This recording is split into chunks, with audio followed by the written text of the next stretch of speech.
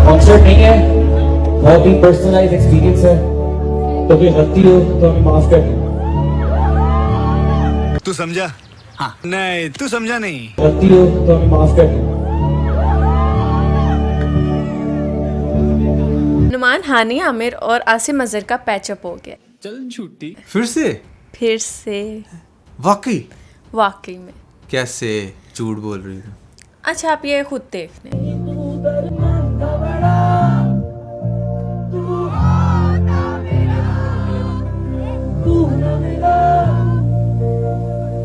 अरे बाप रे, ये क्या कर रही है? को पुरानी तो पुराना होगा। नहीं, पुराना नहीं है, न्यू है, बिल्कुल न्यू। कल रात की है यार।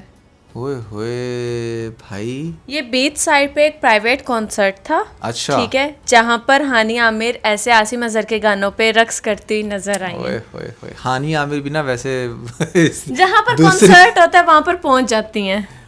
नहीं, वहाँ पर तो पहुँच जाती है, बट ये भी ना ड्रामा क्वीन है फुल टाइम। बात तो सही है। अगर आप थोड़ा सा गौर करो, यहाँ पर आके जैसे मटक रही है, डांस कर रही है, इसे बहुत अच्छे से पता है लोग होंगे, वीडियोस बनाएंगे, ये छोटी मोटी मिनी कंट्रोवर्सी बनेगी और यहाँ पर मैं फिर से दोबारा डिस्कशन में आऊँगी, लोग कहेंगे हैं what are she doing over there, ठीक है, जैसे हम लोग कह रहे हैं, और डिफरेंट तरह की बातें होंगी। So that's why she done this, I guess. और साथ में अपनी वो चुबुतरी को भी लेके आई है जो हर वक्त इसके साथ साथ रहती है, पहले तो जिसकी वैसे सारी अपनी कोई वर्थ नहीं है, बस आजकल वो इसके साथ जुड़ी हानिया है। आमिर के साथ साथ हाँ, ताकि बस कुछ ना उसको भी वो रंग में भंग मिलता रहे। हाँ, थोड़ा सा हिस्सा मिलता रहे ना उसको हाँ। भी। अच्छा नुमान, आपने ये तो देखा होगा कि हानिया आमिर मुख्तलिफ वेडिंग्स में जाकर वहाँ पे डांस करती रही हैं।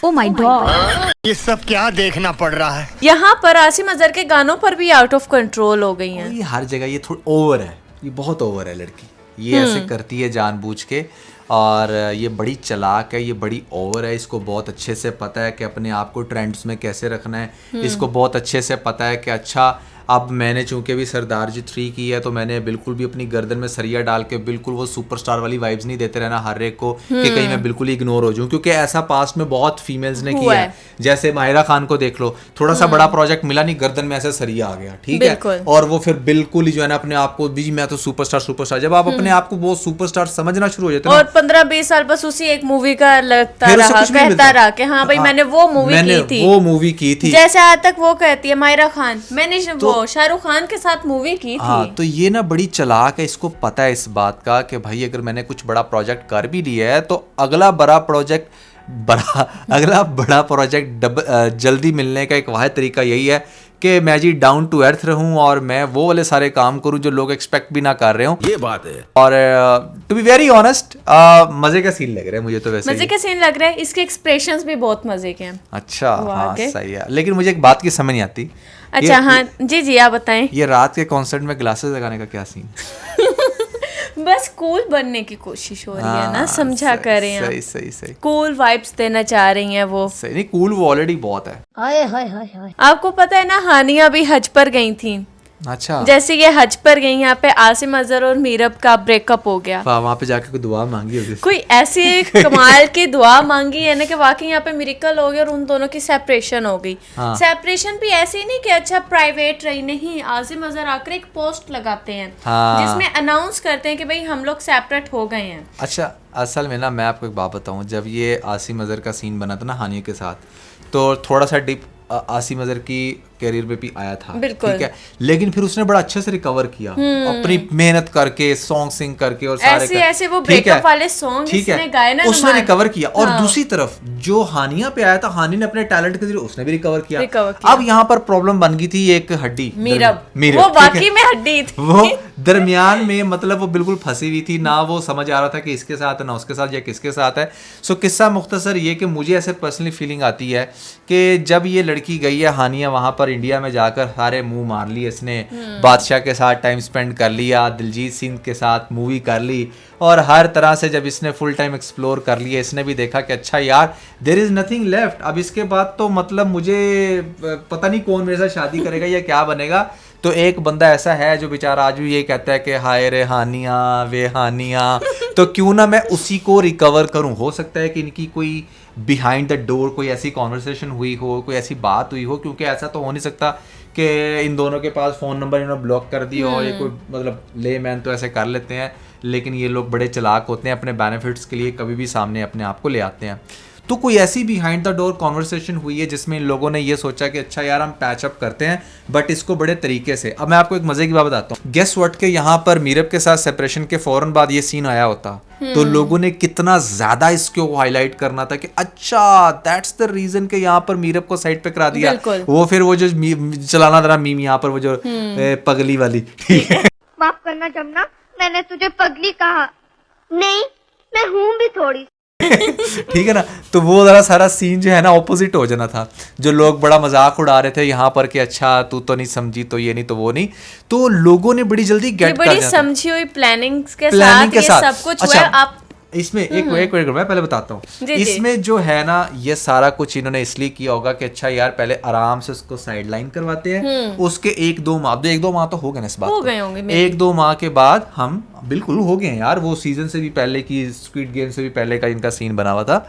हाँ, तो हमने तो स्क्विड गेम देख भी लिया दरमियान में सारा। तो बात करने का मकसद ये है। उसके बाद अब आप ये देखें इसको शेप कैसे देने की कोशिश की गई है। कोई प्राइवेट पार्टी होगी, वहां पर मैं आऊंगी, तुम्हारे सॉन्ग पे नाचूंगी, और उसके बाद लोग कहेंगे अच्छा यार finally they are together again. लोगों का क्या रिएक्शन आता है, एंड बेस्ड ऑन दैट हम डिसीजन लेंगे कि अच्छा हमें अब इस चीज को कैसे आगे लोगों को करना है, बताना है। एग्जैक्टली इसकी अनाउंसमेंट कैसे करनी, हमने सारा पकड़ लिया आप लोगों को, डोंट वरी।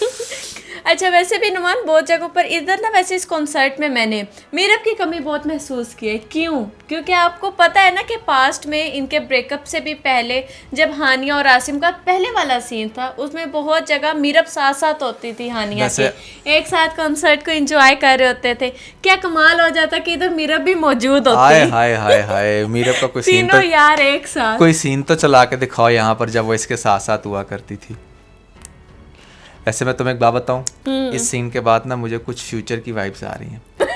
आजकल जैसे युष्मा जुड़ी हुई है इसको हानिया को समझनी चाहिए बात कि उसने मीरब को बड़ा साल लगा के रखा था, तो मीरब ने बीच में ले उड़ी थी उसको, अपनी कहानी डाल दी। अब ये ना हो कि यहाँ पर हमारा जो है वो ट्रायो चल जाए कि आगे से जाके वो युष्मा कोई कहानी डाल दे, क्योंकि युष्मा भी बड़ी जो है ना वो ताई भी है बेचारी रिलेशनशिप। लेकिन आप ये देखें ना कि मीरा बेचारी तो बहुत ज्यादा सैड है ब्रेकअप के बाद। वो क्यों है, आप उसकी जाइए पोइट्री सुने। जिसके लिए सब लुटा दिया हमने, उसके लिए सब लुटा दिया हमने, वो कहते हैं उनको भुला दिया हम, गए थे हम उनके आंसू पोंछने, इल्जाम दे दिया कि उनको रुला दिया हमने। अरे बस कर, रुलाएगा क्या। अच्छा, वैसे इस तरह के ना बहुत सारे सीन हानिया भी अपने टाइम पर कर चुकी है। कुछ समझ नहीं आ रही थी। When you're depressed, when you're sad, बस आपको लगता है इसके बाद शायद कुछ नहीं है। फजूल शय का बयां छोड़ दीजिए, हमसे मोहब्बतों का गुमा छोड़ दीजिए। चाहत है दिल की बात, ये जबरन की शय नहीं, जो छोड़ दे जहाँ पे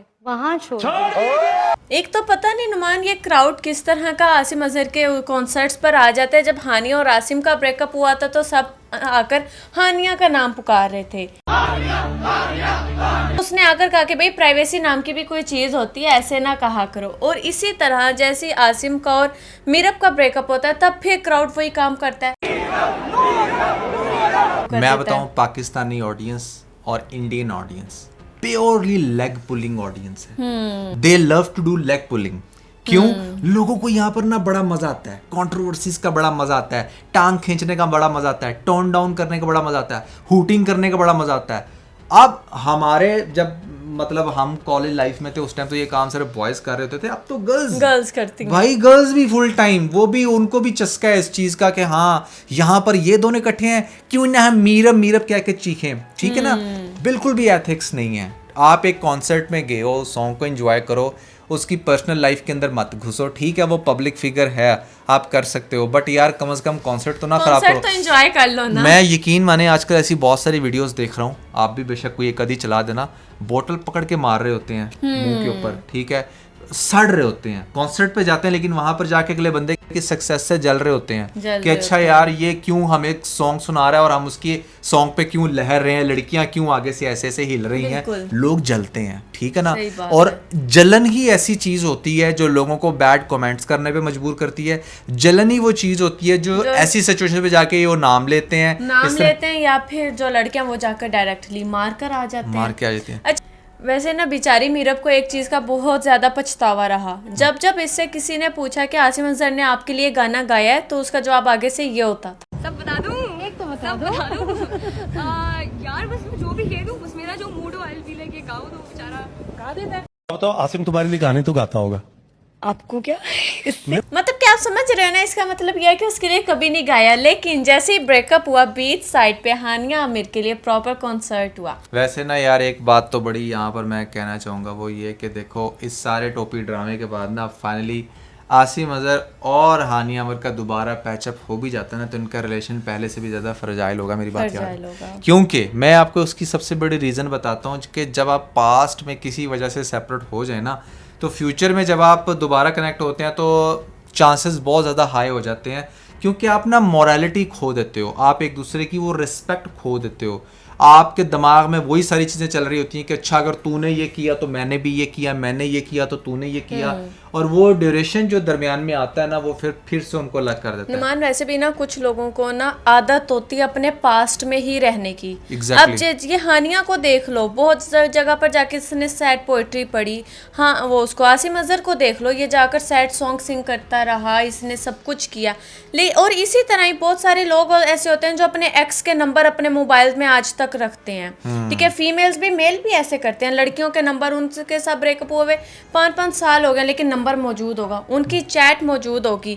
इसका मतलब ये होता है कि वो आगे मूव ऑन नहीं करना चाह रहे होते, वो अपने कहीं ना कहीं अपने आप को एक साइड से उन्होंने स्टक वहीं पर किया हुआ है कि नहीं, हमने उसकी चैट डिलीट नहीं करनी, हमने नंबर डिलीट नहीं करना। जबकि ये सबसे बेहतर तरीकेकार होता है, अगर आप मूव ऑन करना चाह रहे हो तो सबसे पहले उस बंदे को ब्लॉक करो, उसका जो चैट है वो डिलीट करो और आगे मूव ऑन करो। कुछ लोग तो ऐसे भी होते हैं कि 4-4 साल हो गए ब्रेकअप को, लेकिन हर साल हाय हेलो के मैसेजेस भी अपनी एक्स को कर रहे होते हैं, हाय, ये सिर्फ चेक करने के लिए कि कहीं मुझे ब्लॉक तो नहीं किया हुआ।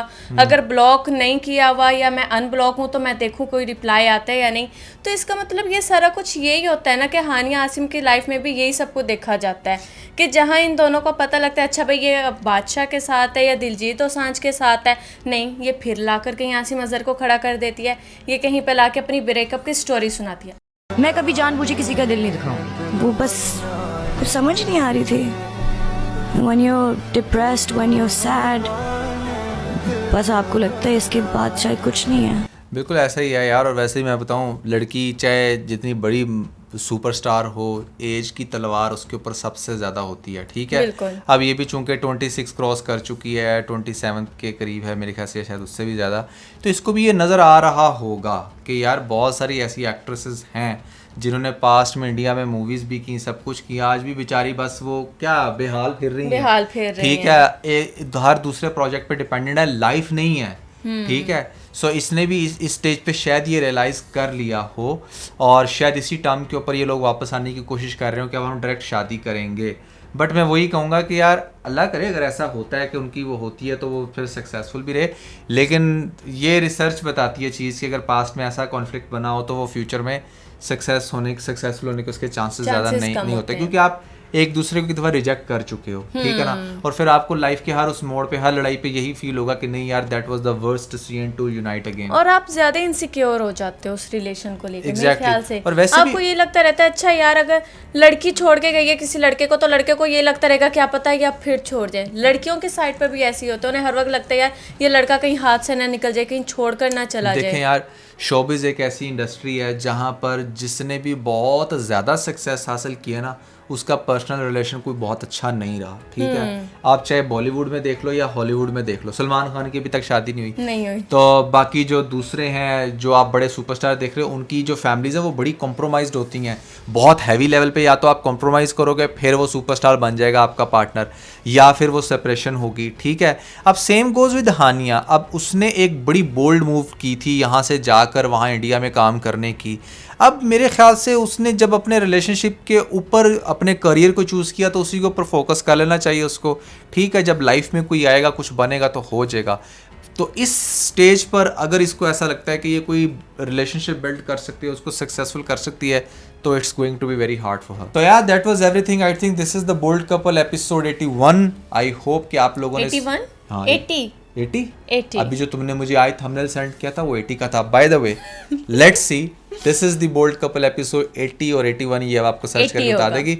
Never forget to like and share, और खास तौर पे अगर आप लोगों ने अभी तक हमारे इस चैनल को सब्सक्राइब नहीं किया, सब्सक्राइब करके जल्दी से 1 लाख करवा दें। और भाई मेरी बात सुनो, 1 कैलोरी भी नहीं लगेगी, दबा के देख लो, चेक कर लो, अगर आप क्रॉस चेक कर लो, अगर नहीं किया तो कर लो और यार। जैसे आज आप लोगों ने हमें अपने कमेंट के जरिए बताया था कि हानिया आमिर आसिम अजहर के कॉन्सर्ट पे गई हैं, ऐसे कोई से भी और भी आपकी नज़र के सामने वीडियो है तो हमें लाजमी बताइएगा। बिल्कुल एग्जैक्टली, इसलिए हम आपको कहते हैं कि आप हमें सब्सक्राइब करें और हम आपके कमेंट्स को प्रायोरिटाइज करेंगे। इसके साथ ही बहुत सारा ख्याल रखें। Bye bye.